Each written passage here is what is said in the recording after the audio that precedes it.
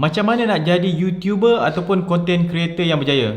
Dan adakah YouTuber ataupun sebarang orang yang nak post video perlu apply lesen dekat Finas dulu?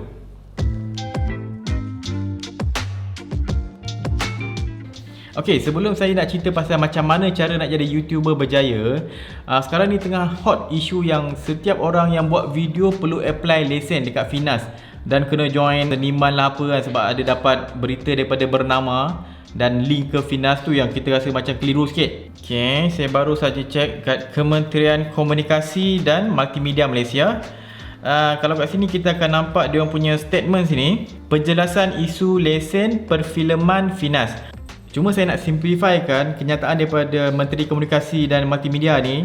Dia kata benda ni jadi isu masa sebab orang pertikaikan dalam parlimen. Jadi dia jawab soalan pasal bila nak buat filem kena ada lesen. Tapi sebenarnya ini bukan apply pada semua orang. Sebabnya Malaysia masih lagi gunakan Akta Perbadanan Kemajuan Filem Nasional Malaysia 1981.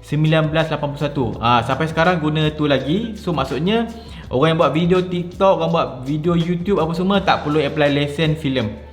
Buat masa sekarang. Tapi kalau masa depan mungkin kerajaan nak cadangkan satu akta baru yang khas untuk media sosial, itu kita tak tahu. Okay? Tapi buat masa sekarang, buat YouTube, nak streaming main game, tak perlu lesen. Okay, settle.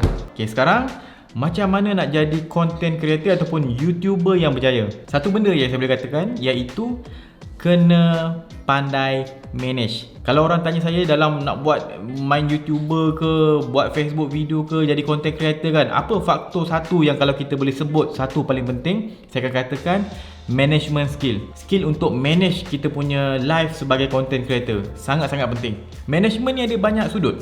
Contohnya dalam penghasilan video, kita perlu ada management. Di mana tempat kita nak shoot video kita, macam mana proses video shooting yang kita perlukan. Kita nak streaming main game ataupun kita nak record kita main game, apa proses yang sesuai dengan kita. Kita kena manage supaya benda tu optimize dengan kita. Kita tak boleh ikut orang je suka hati, tak boleh. Apa flow yang sesuai dengan kita, baru kita boleh produce video tu dengan konsisten dan mudah optimize. Kita kena manage macam mana kita nak post video, manage bila masa kita rakam video, bila masa kita post video, bila masa kita edit video.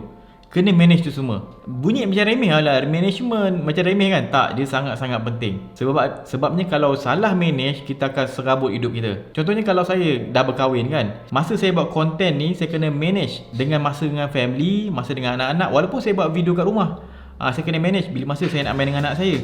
Bila saya shoot video, adakah anak saya boleh ganggu saya? Kena manage tu. Di mana anak saya nak duduk bila saya shoot video, supaya elakkan gangguan. Macam mana pula dengan isteri saya?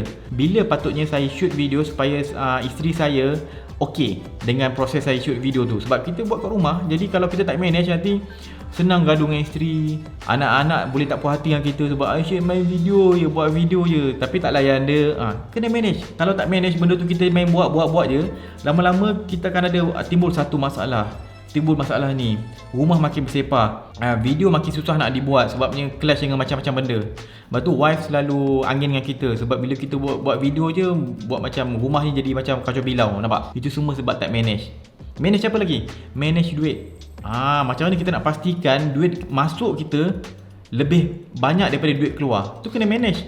Jadi kalau duit masuk kita tak berapa banyak, jadi kita kena manage supaya duit keluar tu tak melebihi duit yang masuk. Kalau tidak, susah kita nak survive sebagai content creator ataupun survive sebagai YouTuber. Kena manage duit. Macam mana? Tu management skill tu paling penting. Kena manage semuanya. Semuanya kena manage. Kita kena manage sampai benda yang kita plan tu optimize dengan kehidupan kita.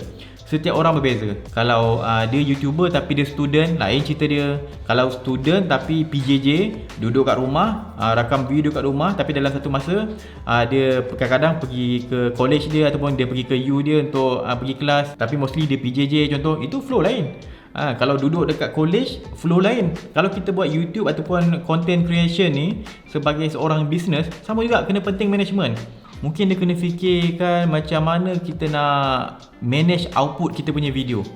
Adakah kita nak lebihkan video yang berkualiti, kita nak pulun video tu bagi gempak gila, Ataupun kita nak fokus video tu tak nak gempak sangat, tapi kita nak keluarkan dengan volume yang banyak. Maksudnya kita nak buat video banyak tapi kualiti kita boleh kurangkan sikit.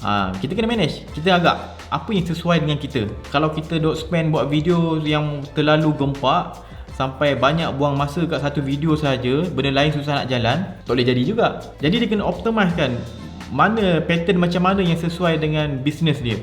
Ataupun platform dia, ikut kelebihan dan kekurangan kita. Setiap orang tak sama dia punya style, tak sama dia punya production level, tak sama dengan kemampuan dia, dan tak sama dengan dia punya kepentingan. Kalau management bagus, insya-Allah mudah nak jadi YouTuber ataupun content creator. Okey, itu saja sharing saya pada hari ini. Kita jumpa lagi pada video akan datang. Saya Wan Syafiq. Jangan lupa follow Berani Buat, subscribe YouTube Berani Buat. Saya dah 100,000 subscriber sekarang kat YouTube. InsyaAllah saya akan buat giveaway nanti. Relax. Okay, jumpa lagi. Assalamualaikum. Kakak pun nak?